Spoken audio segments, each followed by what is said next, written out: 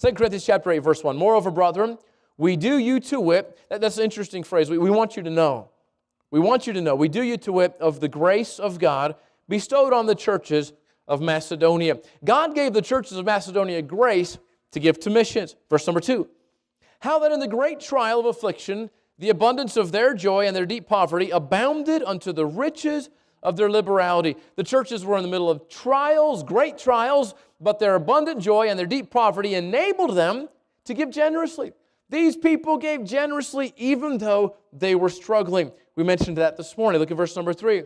For to their power I bear record, yea, and beyond their power they were willing of themselves. This is an amazing verse to me. The word willing shows up a couple times in this chapter and in the next chapter. But this word willing, they were willing to give more than they were able to give. They wanted to give more than they had. It's an amazing thing. They had a willing heart to give. And when we are willing, God can use us. All right, so we just preached most of the message that we preached this morning, and you're thinking, Pastor, why did you not preach it that fast this morning? All right, look at verse number 4.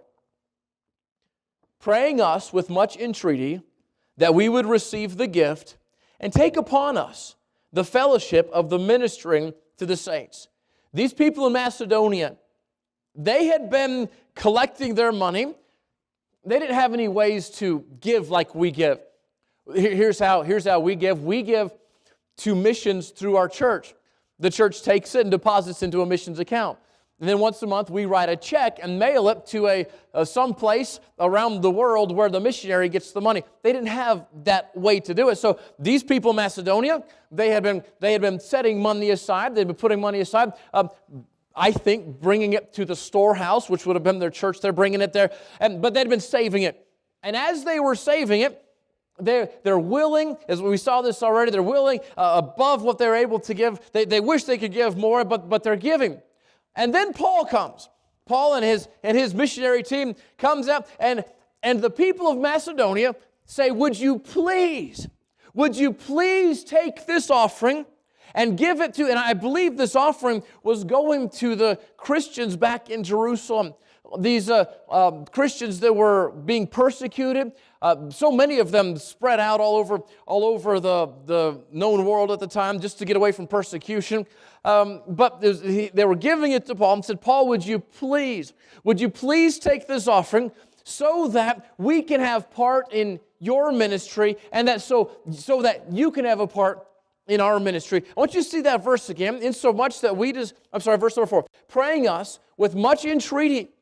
They begged Paul to accept the offerings, praying us with much entreaty that we would receive the gift and take upon us the fellowship of the ministering to the saints.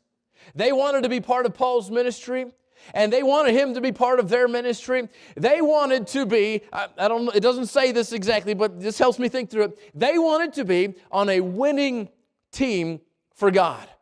Paul, would you please take this? Now, has it ever happened where somebody's come into our church and you've had to beg them to take the offering that you want to give them? How many of us have come to a missionary and we've seen the efforts, we've seen the work that they're doing and said, would you please take this offering?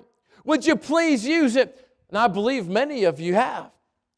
And I've seen, or I've heard, sometimes a missionary will leave and say, what was that guy's name? And they'll describe somebody. What was that guy's name? And he gave me this offering. Gave me a holy handshake. That's not what you call it. I don't remember the right word. A loaded handshake. That's what it is, not a holy handshake.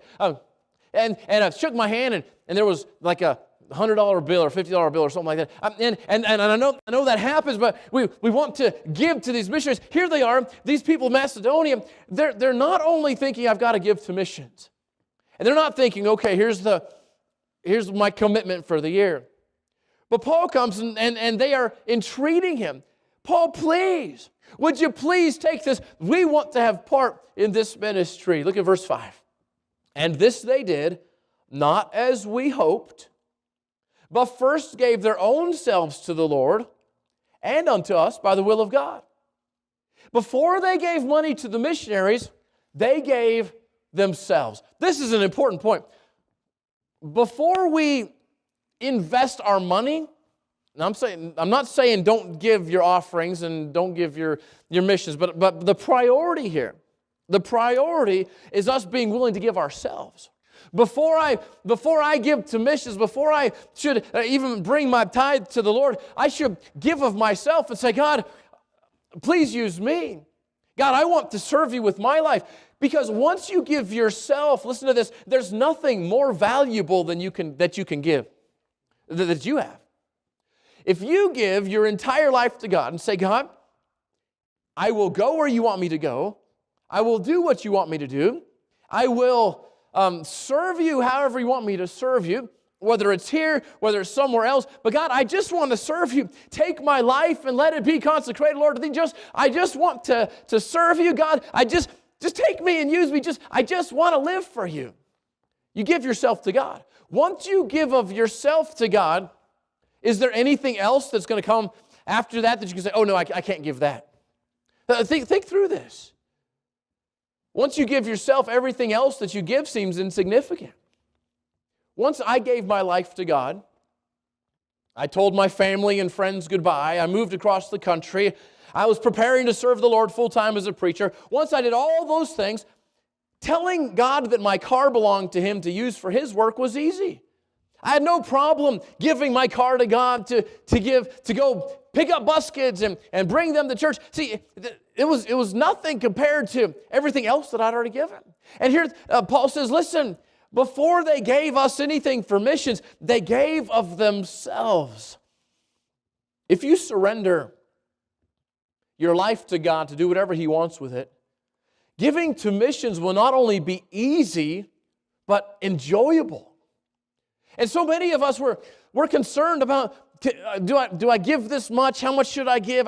And I think for the most part in our church, we've got a wonderful group of generous, giving people at New Heights Baptist Church. I really believe it. But as far as Christians go, a lot of times we're as the Bible says, grudgingly giving, and we want to give, but we don't want to let go. But whenever you've given yourself already, once you've already said, God, my life is yours, whatever, you take out the blank check of your life and you sign the bottom and you say, God, you just fill it out. However you want to fill it out, I'll do it. This is my life. God, I just want to give it to you.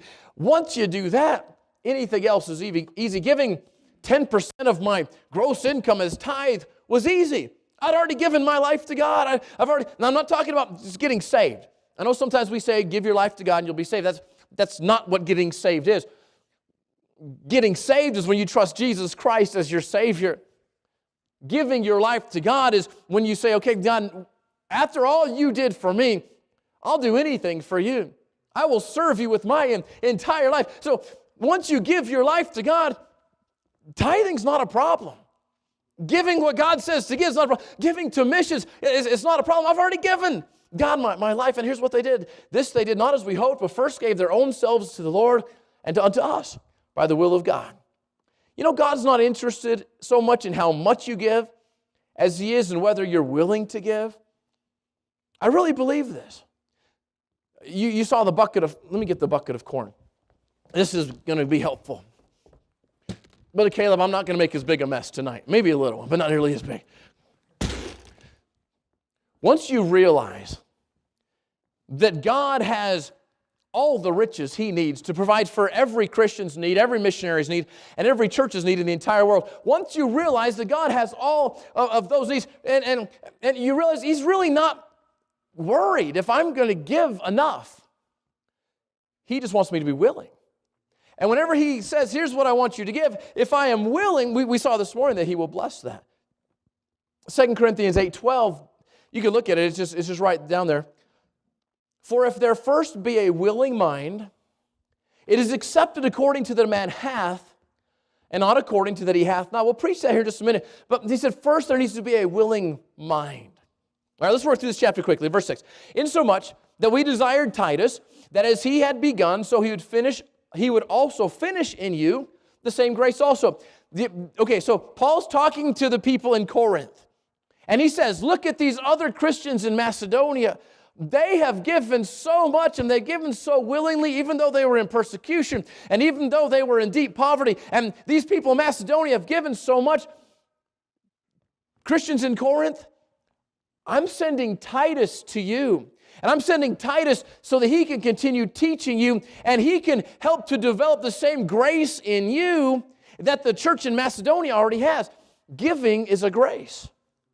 Titus was going to Corinth, and he's going to help them to understand what God wants to do in their lives. And once you realize God just wants to use me to be part of His great work as a conduit to give through me, and once I realize that, then I'm excited to give. And so Paul sent Titus. Giving is a grace that God works into our life.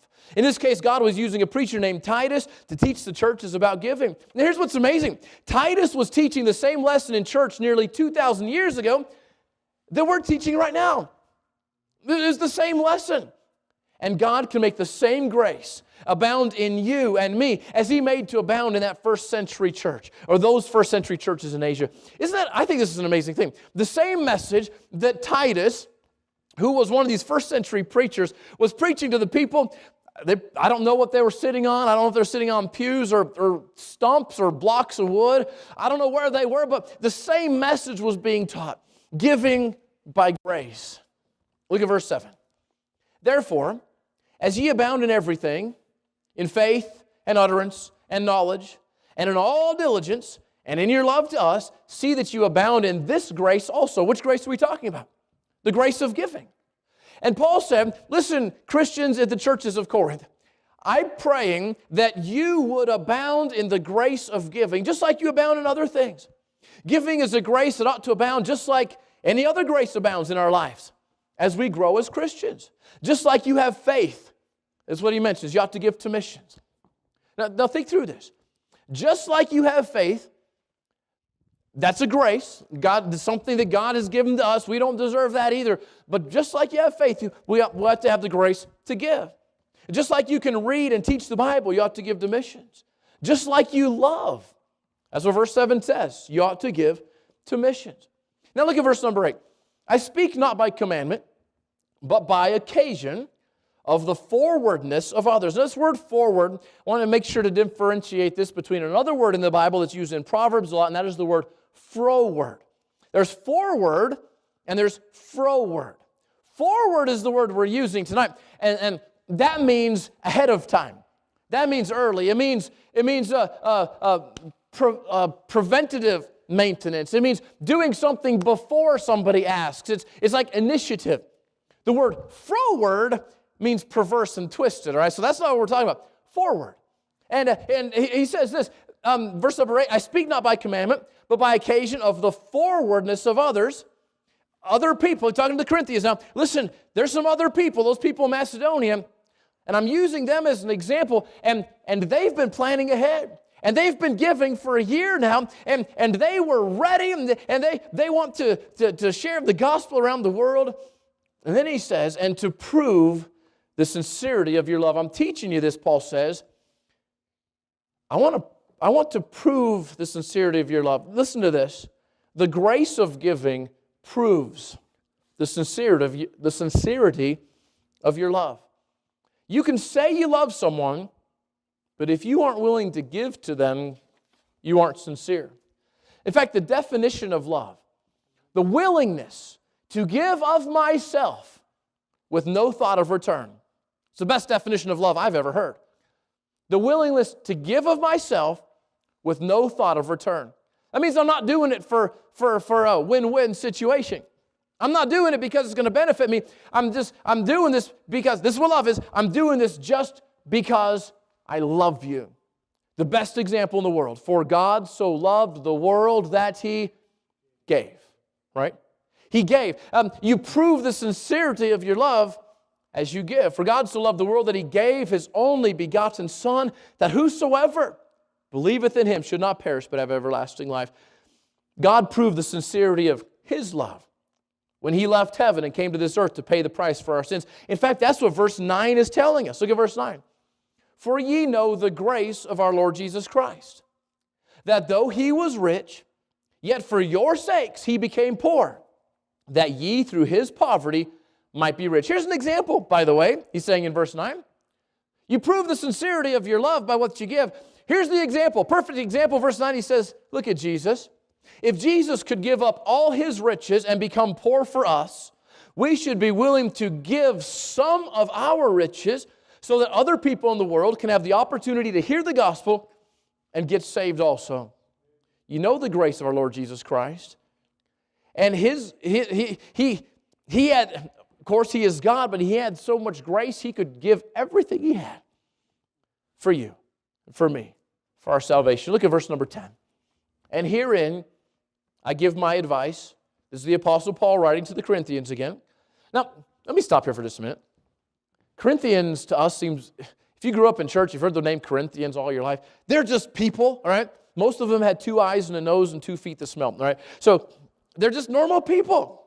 They're just people. They were Corinthians, so they're like, oh, they're in the Bible. Wait, they're just people. In fact, the Corinthian churches, some of them had some issues, some problems. They're people just like we're people. So Paul says to these real, live, flesh and blood people, and herein I give my advice, for this is expedient for you, in verse 10, who have begun before, not only to do, but also to be forward a year ago. Look, you've been working on this a year. You made commitments a year ago. You promised a year ago. Look at verse 11. Now, therefore, perform the doing of it, that as there was a readiness to will, so there may be a performance also out of that which you have. I know these are some wordy verses. You guys, listen to churches in Corinth, Christians, you've made some decisions a year ago. You filled out faith promise commitment cards. I don't know that they did that, but for illustration. You made commitments, you purposed in your heart a year ago. Now it's time, and verse number 11, to perform the doing of it. You were ready, you were willing a year ago. Now it's time to do it. The Christians of the churches in Corinth made a decision the year before to give to missions. Now they're being reminded of their decision and challenged to follow through by giving some of what they have. Let me remind you of something. Good intentions and promises don't accomplish anything. We can have all the good intentions we want, but unless we follow through, as Paul said, perform the doing of it, nothing happens. We need to follow through on our decisions to give to missions. Now, it's likely that Paul or another preacher had preached to the churches in Corinth the year before, maybe in a setting like a missions conference like we just had. And the Christians in those churches felt the leading of the Holy Spirit to give, so they decided to give. We know that much is for sure because they had purpose in their heart. They'd begun working toward this the whole year before. When you make a decision for God during a high spiritual time in your life, through the leading of the Holy Spirit, this is a huge, huge point. I don't want you to miss this. You make a decision for God. Maybe it's in a church service. Maybe it's a youth conference. Maybe it's teen camp. Maybe it's revival. And you make this decision. It's a high spiritual time for you. You feel like God is speaking to your heart. You feel His conviction in your heart. And you make a decision for Him. Listen, don't back out of that decision during a challenging time when you don't feel the leading of the Spirit in your life. There's going to be more hours of the year that you don't feel that moving, that conviction, that, wow, I'm on the same page with God here. There's going to be more times you don't feel that way as you're living this Christian life than you do feel that way. The mountaintop experiences are wonderful in the Christian life, but there's valleys in between them, and the mountaintops are a whole lot smaller if you're going this way than the valleys that you have to cross sometimes. So as you cross the valleys, and if you're not on the top of the mountain, you're not at teen camp, and you're not at the youth conference, and you're not at the revival, you're not at a place where God is right now speaking to your heart. Don't undo the decisions that you made whenever God was speaking to you in the times whenever you aren't exactly hearing Him speak to you.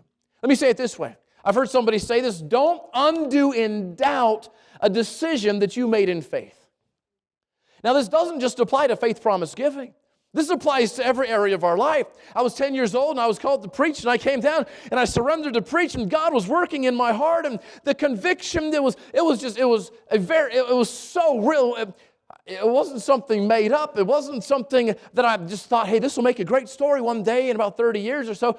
it was so real. I didn't know what was going on, and I came to the altar, and I prayed. I went back and sat down, and God wasn't done. I came back up to the altar and went up to the pastor and said, God's calling me to preach. I was 10 years old, and some people thought, yeah, okay, whatever. But God didn't let go of me. But I didn't always have that feeling. There were times along the way that I just thought, I don't know that I really want to do this.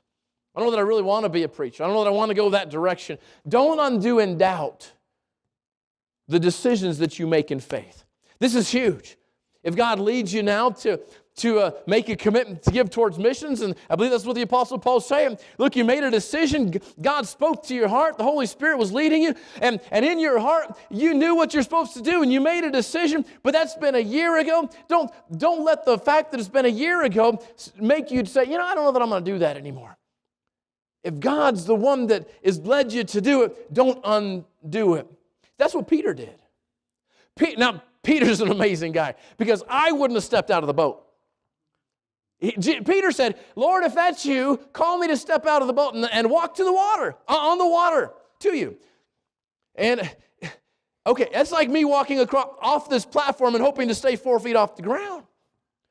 I'm not going to try it. I don't care who says come out.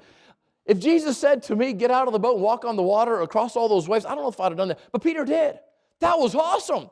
The faith that it took for Peter to climb over I don't know how big the boat was. The Bible calls it a ship. He climbs over the edge, or maybe he goes down some type of a ladder. Have you ever thought how he did this? Did he just jump? Or did he kind of like, is this going to hold me or not? I don't know what he did. The fact is, he got out of the boat, and he started walking on the water to Jesus. That was an amazing faith. Jesus said, come. He came. He was walking on the water. But after a few steps, he started looking around. He saw the waves. The Bible says he saw the wind, the effects of the wind, and he started to sink. That's what a lot of us do. We make a decision for God. The Lord speaks to us. The Holy Spirit speaks to us, and we make a decision for God. And I'm gonna preach. I'm gonna serve God. I'm gonna give up this music. I've got a stack of decision cards from our teens from the last 2 youth conferences that I keep forgetting to pass out. These decision cards have been amazing. I want to serve God. I want to be a preacher. I'm going to give up my bad friends. And in this moment of God speaking to us, we make these decisions. But as we walk through the waves of life, we get further and further away from that moment when Jesus spoke to our heart. And as we get further away from that, we kind of waver. We start sinking. Don't undo in doubt what you did in faith. Don't quit in doubt when you start in faith. You won't always feel the way you did when God was burning a decision into your heart, but that doesn't mean you made the wrong decision.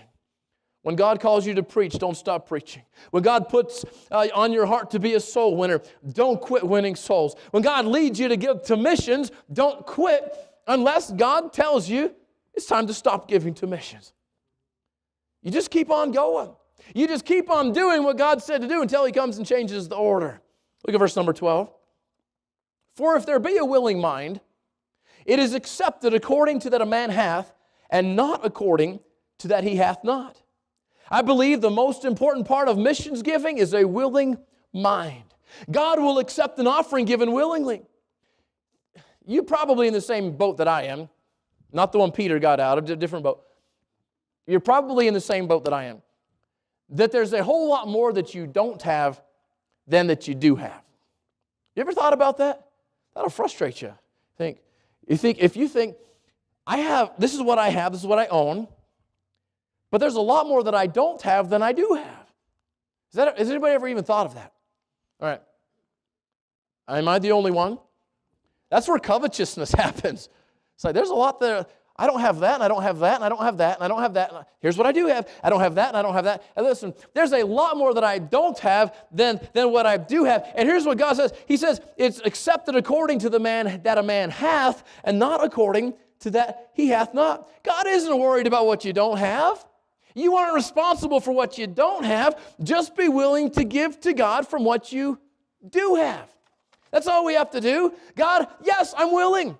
Everything that I have came from you anyway. I'm willing. Anything that you want, I'm willing.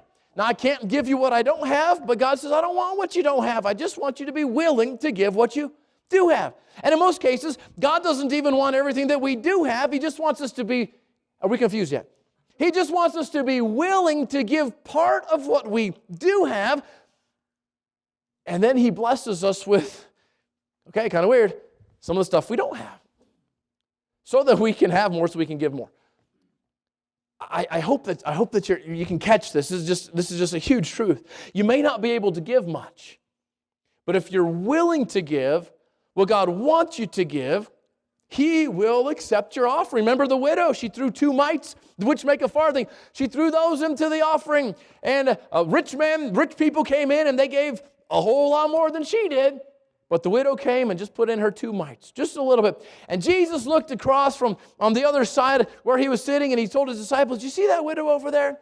She gave a whole lot more than all those wealthy people. He wasn't saying it was bad for the wealthy people to give what they gave.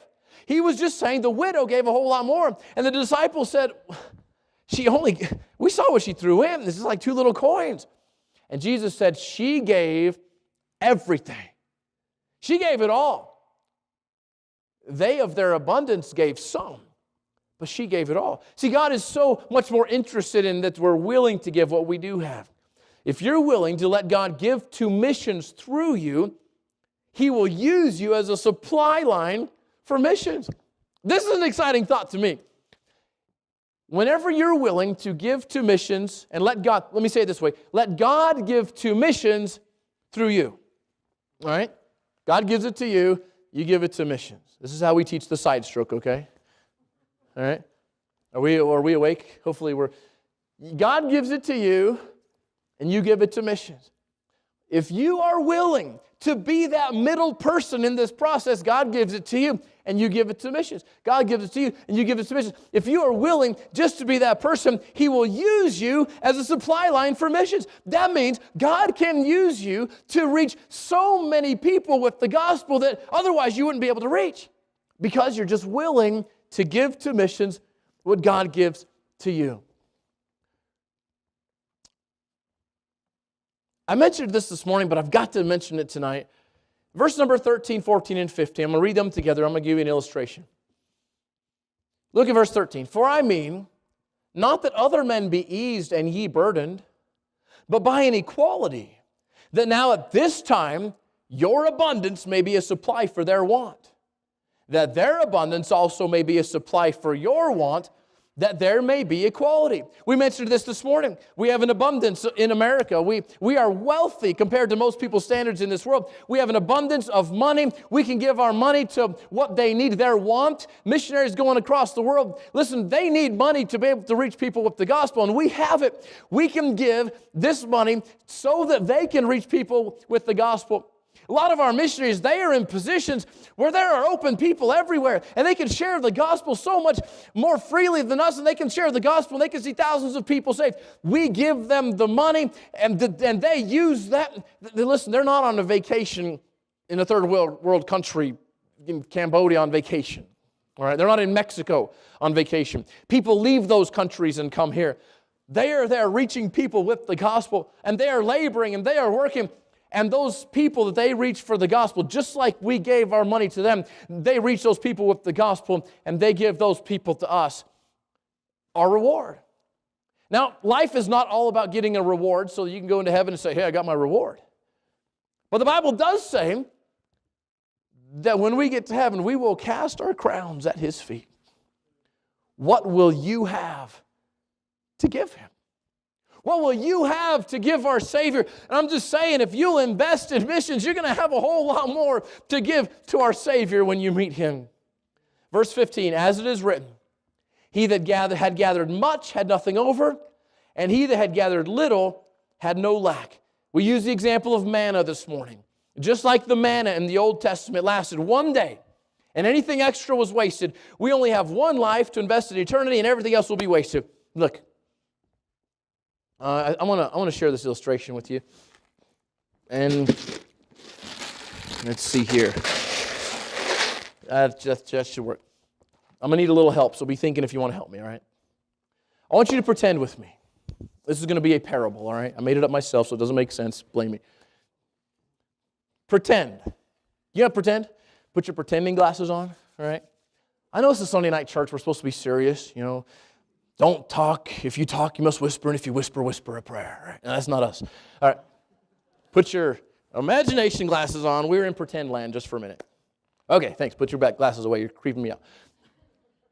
I want you to pretend that we all live in a strange little country where instead of using money, we use, you guessed it, corn. All right? And I want you to pretend in our strange little country that each kernel of corn was worth enough to provide for your needs for one whole year. It's like a gold nugget, all right? I mean, this is valuable, and I chose it because it's what we have. And pretend that in this strange little country, where we all have these kernels of corn, and one kernel of corn will last us exactly for 1 year, provide for all of your needs. Pretend that you receive, every one of us, we receive exactly one kernel of corn every year on January 1st. So when January 1st comes around, it's December, halfway through December or so, we start getting excited. And we start thinking, I'm about to get my one kernel of corn. My one kernel of corn, it's coming. It's coming. Now, I'm not describing a socialist country. This is totally just a made-up parable, all right? My one kernel of corn, it is coming on January 1st, and I can't wait to get it. Because when I get my one kernel of corn, that will be enough to last me for an entire year. And I'm almost out, right? It's almost the end of the year. We make big plans about how we're going to spend our kernel. We never have any extra because we always use exactly one kernel of corn each year. All right? So, January 1st, I get my kernel of corn. The next January 1st, I get another kernel of corn. By the time I'm 43 years old now, you help me with the math, how many kernels of corn should I have, right? 43. You're good. All right? So, by the time I hope to retire pastors, we retire early usually, No, okay. By the time I retire at 85 or so, I should have 85 kernels of corn. Wait a minute. No, actually that's wrong. I should have nothing. Why is that? Because I use exactly what I get every year. All right? Now, there is a way to get more kernels of corn. And forgive me, I'm going to invade your space here for just a moment. There is a way to get more kernels of corn. The only way to get any more than one kernel of corn is to get it and immediately give it to somebody else. Paul, help me out. All right? So if I do that, I can get another kernel of corn because I'm not getting it for myself. I'm getting it for somebody else. So give me that kernel back for a second, all right? So this year I decide, January 1st, I'm not going to just get one kernel of corn.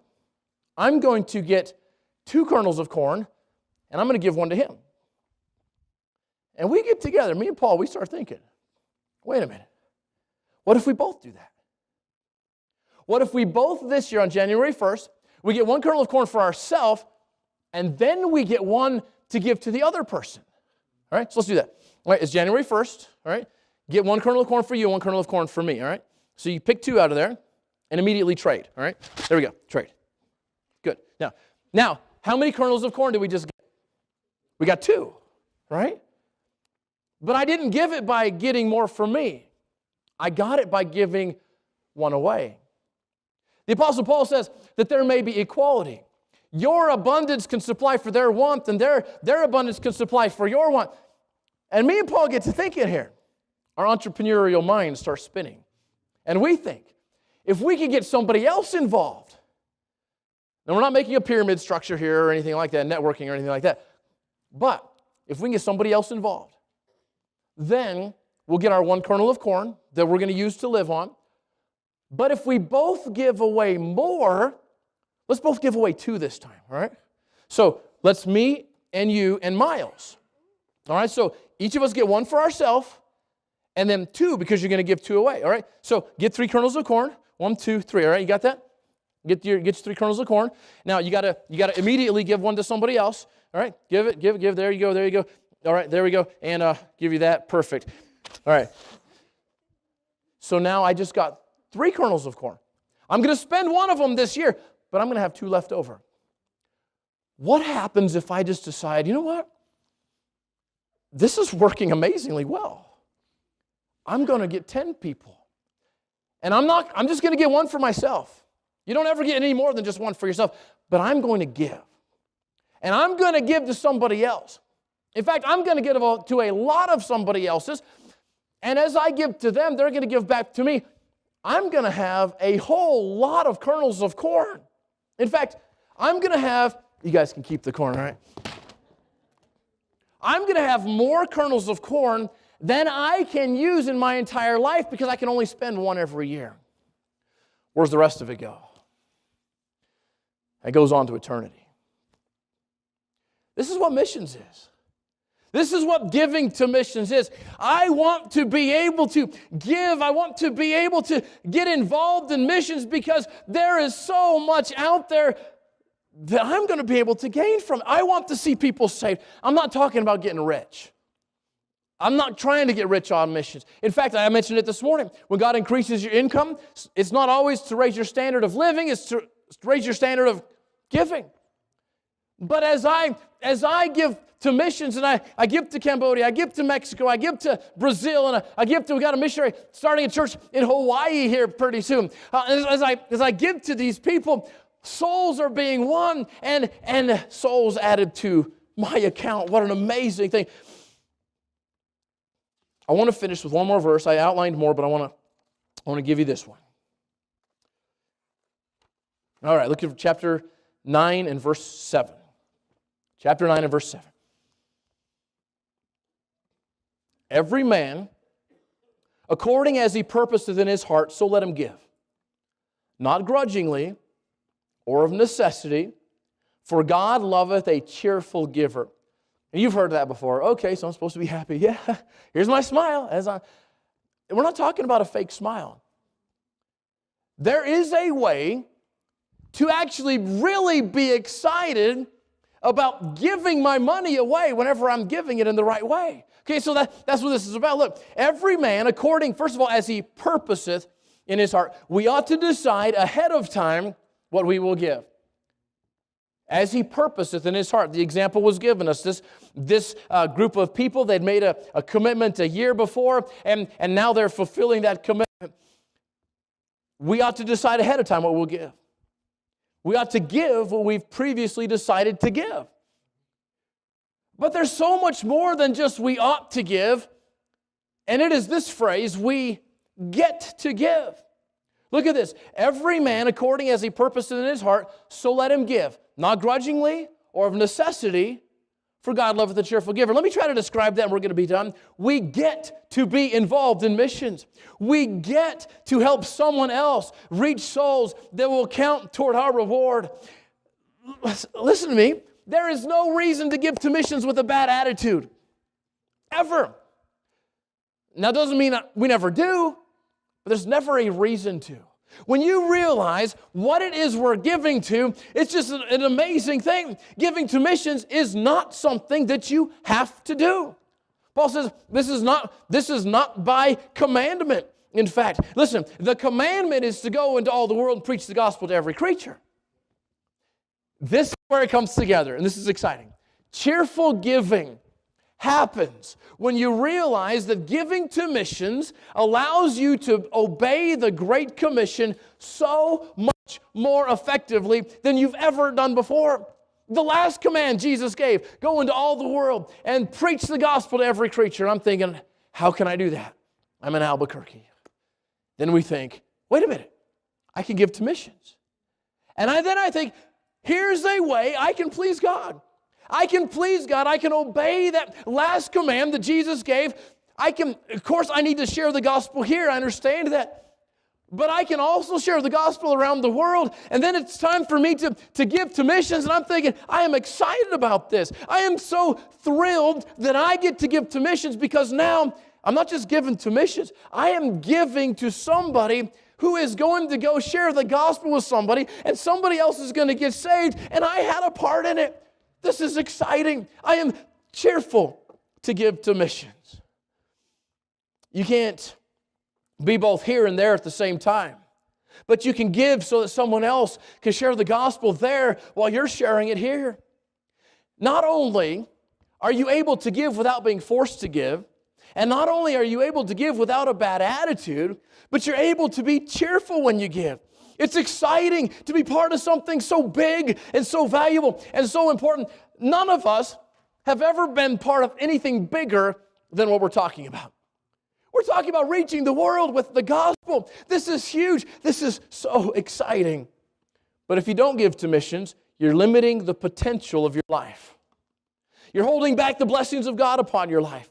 You're limiting God's blessing, listen to this, we're almost done, to only what you can accomplish in your life, instead of God being able to bless you for the accomplishments of men and women around the world who are reaching the lost and training new believers. If I don't give to missions, the rewards I get will be for what I accomplish in my life. And I'm trying to do so much for God. Not nearly as much as I want to do, but I know you're doing the same thing. You're trying. I want to accomplish so much. We've only got one life.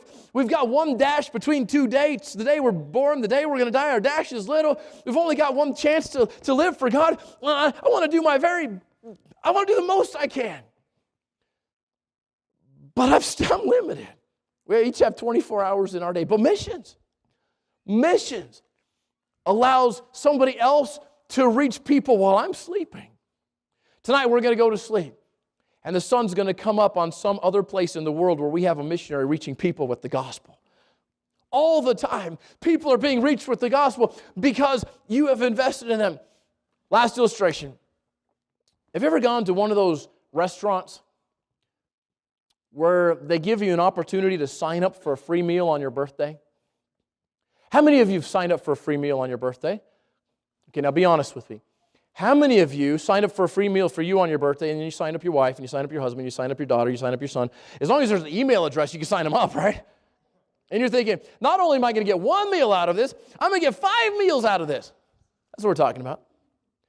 I get 1 meal for my birthday, or I could sign up the rest of my family. We're going to get lots of meals on all of our birthdays. Don't limit God's blessing in your life by not giving to missions. The more you give to missions, the more rewards you'll receive. God promises to bless us more than we can give. We talked about the law of sowing and reaping this morning, and I have to be done. I think you understand my heart. There's more here that I'd like to preach, but I don't have the time to do that. As a church, this is a challenge to give to missions. If you gave to missions last year, let me encourage you to continue giving to missions. If you didn't give to missions before, let me encourage you to start. We had a bunch of people this morning turn in a commitment card of what they want to give to missions this year.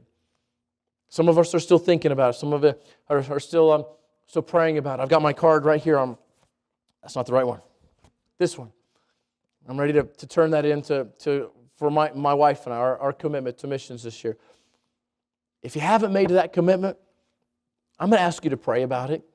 I'm going to ask you to make that commitment. As a church, let's do something greater than ourselves. Let's do something that will last for eternity in a big, big, big way. I'm going to pray, and then we'll have an invitation. The invitation will not be long. And then after the invitation, if you've filled out actually just do it during the invitation.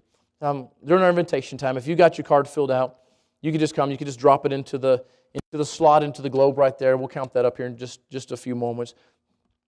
But as a church, let's give to missions. Let's invest in missions, not as a sacrifice like skipping a coffee once a week or every other day or something like that. But let's think, what would make a real difference in missions? What does God want me to give? And if God wants me to give it, I'll give it.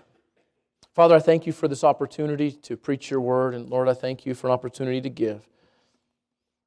What an amazing plan you have so that we can reach people with the gospel here and around the world, and people can get saved all over, all the time. Lord, thank you for letting us be part of this. Thank you for letting us be part of worldwide missions. Lord, I pray that each one of us would do our part to share the gospel here. But you'd help me. Lord, I want to share the gospel more. But I pray that you'd also help us to be able to reach more people with the gospel somewhere else through our missionaries. Lord, I pray that you speak to our hearts tonight.